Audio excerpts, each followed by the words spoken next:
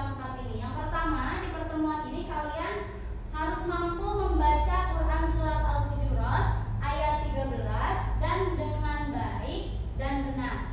Kemudian mampu menulis Quran surat Al-Hujurat ayat 13 dengan benar.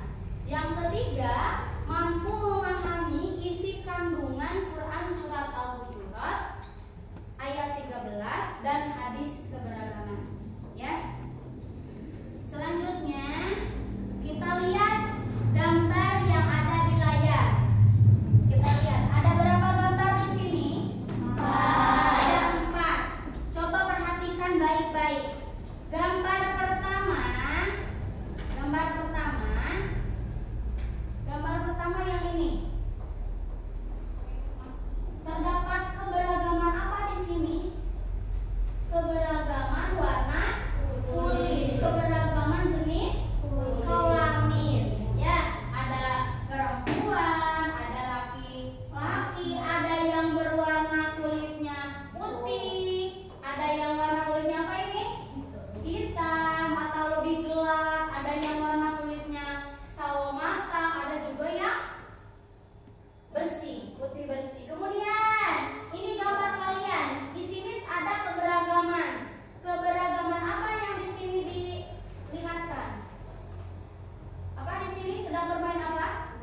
Bola. Yang ini sedang bermain apa? Iya, jadi di sekolah pun ada keberagaman. Ada yang sukanya bola, ada yang sukanya bekos, ada yang sukanya main badminton. Itu menunjukkan adanya keberagaman. Kemudian yang ketiga, gambar yang ketiga, ini gambar apa ya? Keberagaman apa ya, di bidang apa? Ya, betul sekali, di bidang agama. Yang ini pemuka agama Kristen, ada yang pemuka agama Islam, ada yang pemuka agama Buddha, ada yang pemuka agama Konghucu, ada yang pemuka agama Katolik. Coba ibu tanya, ada berapa sih agama yang diakui di Indonesia? Ada 6. Yang pertama Islam, yang kedua Kristen, yang ketiga Katolik, yang keempat Konghucu, yang kelima Hindu oleh Buddha, yang keenam Buddha. Gambar terakhir di sini juga menunjukkan keberagaman. Ada yang memakai baju adat Jawa, ada yang memakai baju adat Sunda, memakai baju adat Batak, Papua. Nah, lalu apa hubungannya dengan materi yang akan kita pelajari? Di dalam materi ini kita akan belajar tentang pentingnya persatuan dalam keberagaman, penghormatan terhadap manusia, dan menjunjung tinggi nilai takwa sebagai pedoman utama dalam hidup. Relevansinya dalam Quran surat Al-Hujurat ayat 13. Allah Subhanahu wa taala berfirman dalam Quran surat Al-Hujurat ayat 13. Kita akan baca bersama-sama. Ibu terlebih dahulu, nanti diulangi oleh kalian. Oke? A'udzu billahi minasyaitonir rajim. Ayo.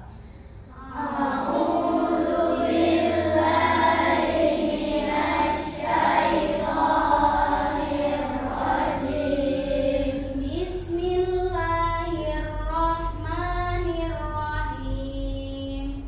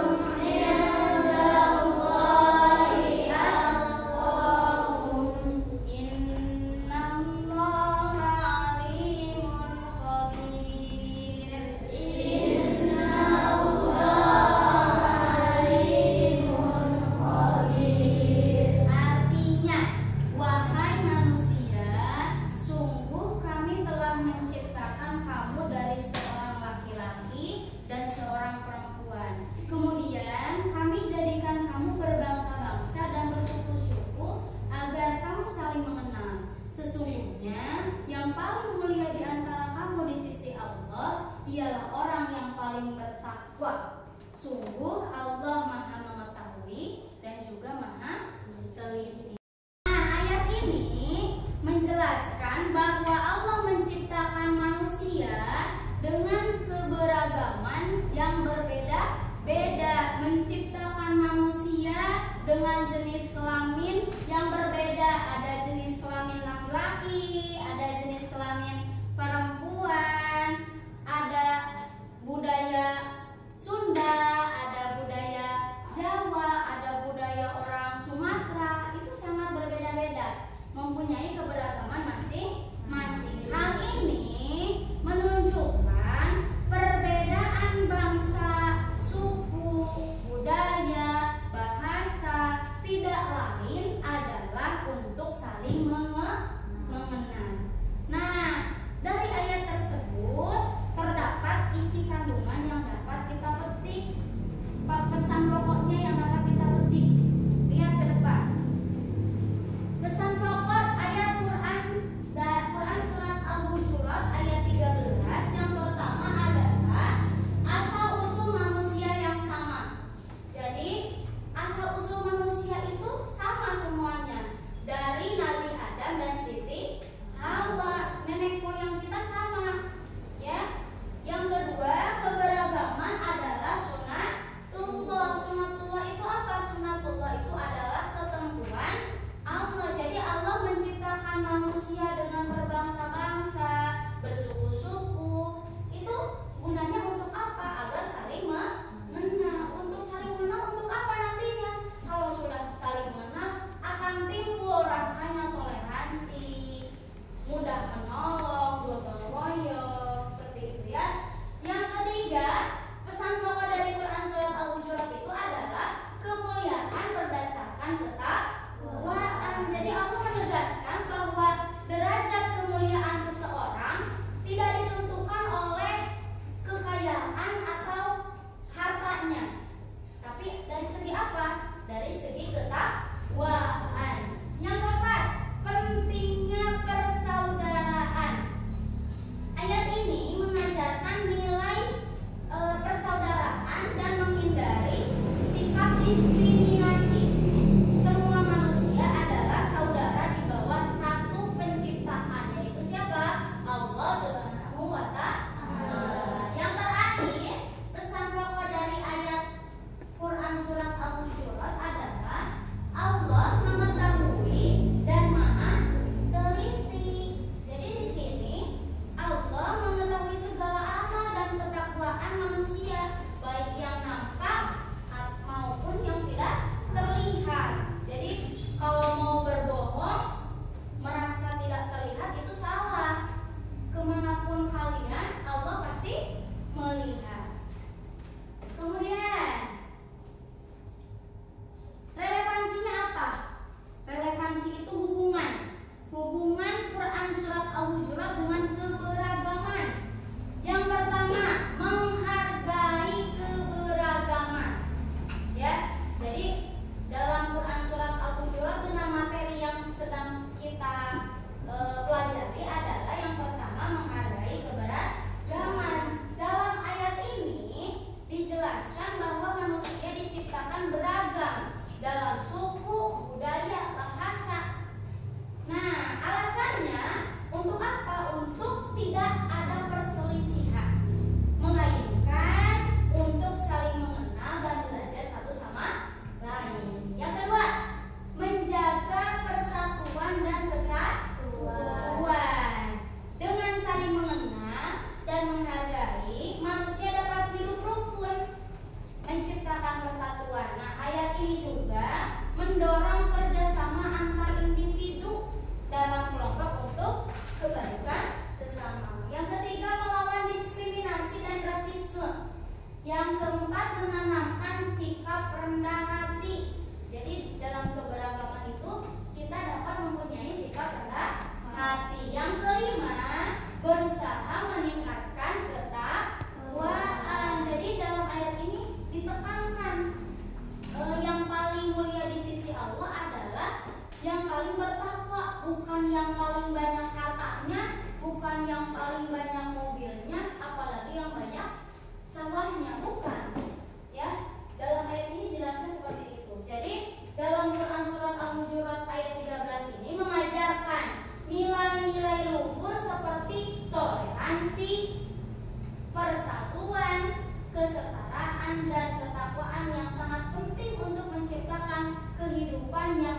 dinamis dan damai di dunia yang penuh keberagaman. Dengan mengamalkan nilai-nilai seseorang dapat menjadi pribadi yang baik dan berkontribusi positif bagi masyarakat. Paham sampai di sini? Kalau sudah paham, kemudian kalian akan ibu bagi kelompok menjadi 3 kelompok, ya. Kelompok pertama duduknya boleh di sebelah sini. Kita pakai anggota kelompok yang seperti kemarin saja ya. Kelompok 1 bisa duduk di sebelah kanan, kelompok 2 boleh di tengah, kelompok 3 boleh di sebelah kiri ibu. Untuk materinya, tugas kelompok 1 boleh ditulis. Yang pertama, berikan contoh keberagaman yang ada di rumah. Sebutkan contoh konflik yang terjadi di rumah, bagaimana menyelesaikan konflik tersebut. Sudah ditulis kelompok 1? Sudah? Untuk kelompok 2, soalnya yang harus didiskusikan adalah sama 3 nomor. Berikan contoh keberagaman yang ada di sekolah. Kemudian contoh konflik yang terjadi di sekolah dan bagaimana menyelesaikan konflik tersebut di sekolah. Mengerti kelompok 2? Untuk tugas kelompok 3 materinya sama, masih 3 nomor. Yang berbeda di sini keberagaman, bagaimana contoh keberagaman yang ada di masyarakat. Kemudian sebutkan contoh konflik yang ada di masyarakat dan bagaimana cara menyelesaikan konflik tersebut. Mengerti? Silakan berdiskusi. Ibu beri waktu 10 menit. Nanti setelah kalian berdiskusi, kalian presentasikan per kelompok ke depan kelas.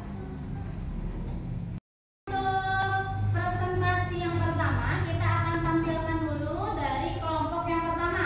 Kelompok pertama diketuai oleh Regina. Boleh ke depan. Silakan. Satu untuk memulai hasil presentasi, hasil diskusi dari yang tadi sudah didiskusikan. Yang lain boleh menyimak dan boleh menulis. Silakan. Setelah berdiskusi dengan teman-teman di kelompok 1, saya mendapatkan jawaban dari materi soal. Di sini saya akan menjelaskan tentang contoh keberagaman yang dapat ditemukan di rumah. 1. Keberagaman anggota keluarga, yaitu dalam segi usia, orang tua, anak-anak, dan lansia dengan kebutuhan dan pandangan yang berbeda. Dalam segi jenis kelamin, ayah, ibu, saudara laki-laki, dan saudara perempuan. Dalam segi peran dan tanggung jawab, ayah sebagai pencari nafkah, ibu sebagai pengelola rumah tangga, dan anak-anak yang belajar dan membantu. Soal nomor 2, beberapa contoh konflik yang sering terjadi di rumah. 1. Konflik antar saudara, yaitu berebut mainan atau barang pribadi. Cemburu karena merasa salah satu saudara diperlakukan lebih baik. Persaingan akademik atau prestasi lainnya. 2. Konflik antara orang tua dan anak, yaitu perbedaan pendapat tentang aturan rumah seperti jam malam atau penggunaan ponsel. Masalah tanggung jawab, pekerjaan rumah yang tidak dikerjakan, kurangnya komunikasi yang efektif. Nomor 3, menyelesaikan konflik di rumah membutuhkan komunikasi yang efektif, mengendalikan emosi, dan sikap saling menghargai. Berikut adalah langkah-langkah yang dapat dilakukan. 1. Tetap tenang dan kendalikan emosi. Jangan bertindak saat sedang marah. Tarik nafas dalam-dalam dan beri waktu untuk menenangkan diri sebelum berbicara. 2. Komunikasi yang jelas dan terbuka. Gunakan bahasa yang sopan dan tidak menyakitkan. Hindari menyalahkan dengan kalimat seperti kamu selalu atau kamu tidak pernah. Gunakan saya merasa untuk menyakitkan. 3. Dengarkan dengan empati. Berikan kesempatan kepada semua pihak untuk berbicara tanpa dipotong. Cobalah memahami seluruh tanggapan orang lain meskipun tidak setuju. 4. Cari solusi bersama. Diskusi opsi yang adil dan saling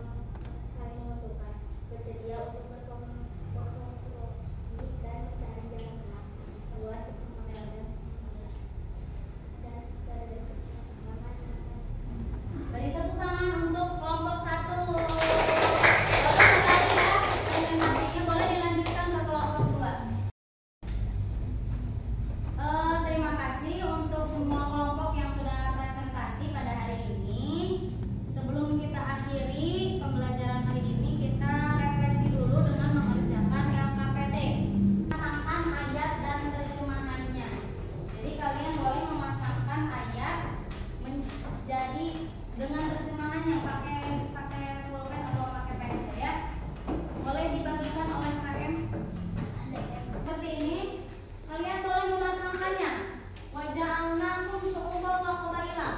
Artinya yang kemana? Tadi kan sudah dijelaskan ya. Apakah yang sini atau yang ke sini? Kalau sudah, boleh dikumpulkan di meja ini. Selesai mengerjakan LKPD-nya? Sudah. Untuk selanjutnya, sebelum Ibu memberikan kesimpulan, setelah kita mempelajari dari awal sampai akhir tentang keberagaman relevansinya pada Quran surat Al-Hujurat ayat 13. Apakah ada pertanyaan dari kalian? Boleh angkat tangan. Boleh. Apa pertanyaannya? Menciptakan manusia dalam berbagai suku dan bangsa. Mengapa Allah menciptakan manusia dari berbagai suku dan bangsa? Sebelum Ibu menjawab, ada yang mau menjawab teman-temannya di sini boleh? Saya Bu. Boleh. Allah menciptakan manusia dalam berbagai suku dan bangsa agar mereka saling mengenal Allah. Seperti yang dijelaskan dalam Quran surat Al-Hujurat ayat 13. Ya. Perbedaan ini adalah bagian dari kekuasaan dan kebijaksanaan Allah untuk menciptakan keberagaman di dunia. Ya, hebat sekali. Jawabannya sangat tepat dan sangat betul. Beri tepuk tangan untuk Afrika. Ya, betul sekali. Jadi kenapa Allah menciptakan manusia dengan berbagai macam suku bangsa? Yaitu untuk saling mengenal. Kalau sudah saling mengenal, nanti timbullah rasa sayang, rasa toleransi, rasa saling memiliki, seperti itu ya. Masih ada pertanyaan? Saya boleh. Dalam materi Quran surat Al-Hujurat tadi dijelaskan relevansi Quran surat Al-Hujurat yaitu melawan diskriminasi dan rasisme. Apa itu diskriminasi dan rasisme? Diskriminasi dan rasisme. Ada yang mau menjawab lagi atau disimpulkan oleh Ibu? Saya Bu. Boleh. Diskriminasi adalah perlakuan tidak adil atau berbeda terhadap individu atau kelompok berdasarkan karakteristik tertentu. Sedangkan rasisme adalah keyakinan bahwa satu ras lebih bawah atau lebih rendah dari yang lain, yang seringkali menyebabkan diskriminasi dan prasangka terhadap individu atau kelompok berdasarkan ras atau etnis. Ya, betul sekali. Yang namanya diskriminasi atau rasisme itu adalah mengintimidasi atau mengecualikan pada kelompok atau suku tertentu. Itu tidak diperbolehkan dalam ayat ini. Ya, paham semua? Masih ada pertanyaan atau mau kita simpulkan? Kita simpulkan saja ya. Jadi kesimpulannya, Quran surat Al-Hujurat ayat 13 mengajarkan nilai persamaan, penghormatan terhadap keberagaman, pentingnya ketakwaan dan persaudaraan universal. Pesan ini relevan dalam kehidupan sehari-hari untuk membangun masyarakat yang damai, adil dan saling menghormati. Dengan menerapkan Quran surat Al-Hujurat ayat 13 di dalam kehidupan sehari-hari yang akan menjadikan kita hidup dengan